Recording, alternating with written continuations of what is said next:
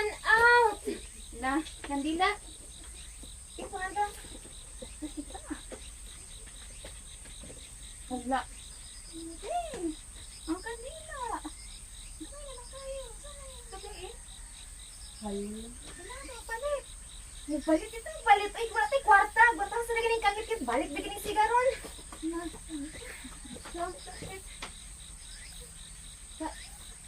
Hala! Na ako'y nakitaan sa Facebook. 3 days pa ko nausa mo balik ang siga kay mag-clearing. Nasa ko naman ina ako. Dagan kong assignments pa eh. Ako po na ako pwede reports. Kasi may gabatay sa suga. Hindi ko naman ako. Batay sa lumog. Ikaw na nakasabot te. Asa mo te? Ang git-git. Ang lumog te. Uy, burn out di ay. Burn out day. Burn out. Uy, dalha uy! Asa na si Jana? Ingit-ingit pag Ay, uy! alam mo. Pagkilo mo, tabaa, marupang nga lamok. Eh, pero may gamatag kandila. Kabalo ko ani, naka-experiment niya ni.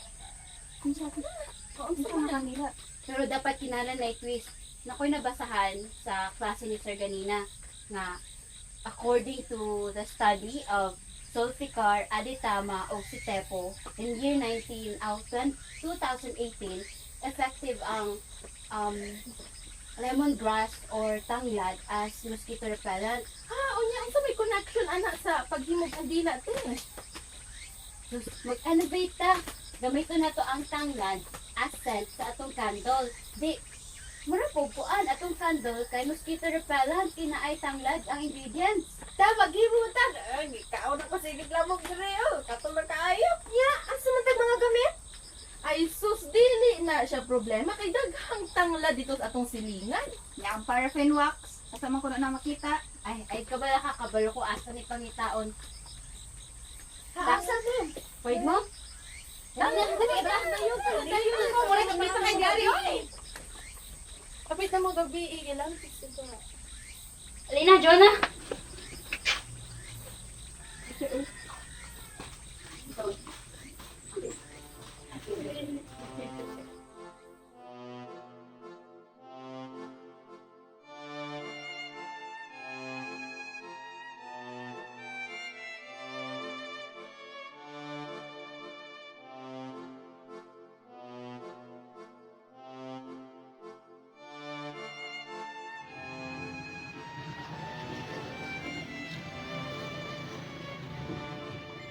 Karang tanglad!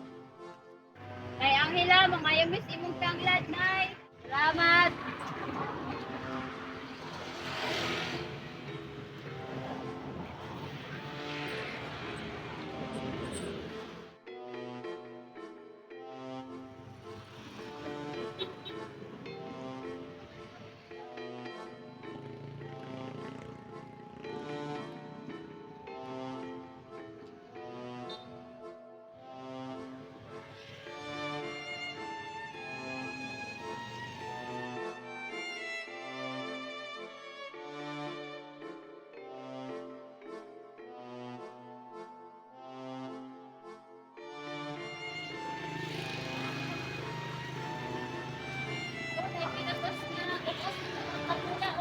Dabay ka para sa tuwan, Chugni. Muna to, para sa mo.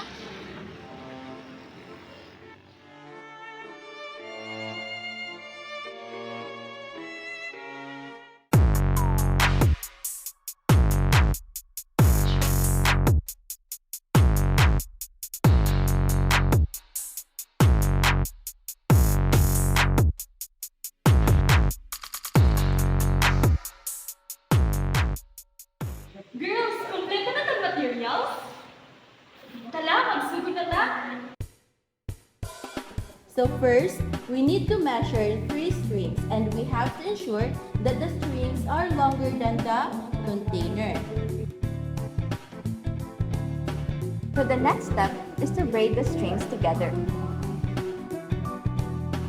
But first, we have to tie the strings to the stick.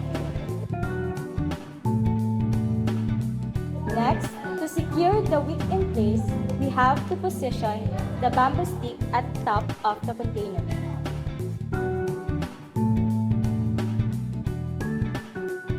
Next, we need to cut the lemongrass into pieces, then boil it to extract its juices.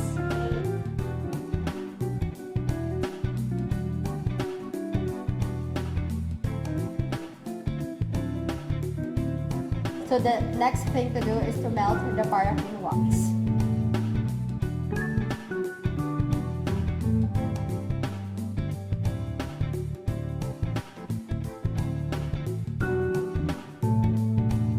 Next, we have to pour the melted wax with lemongrass extract into the container.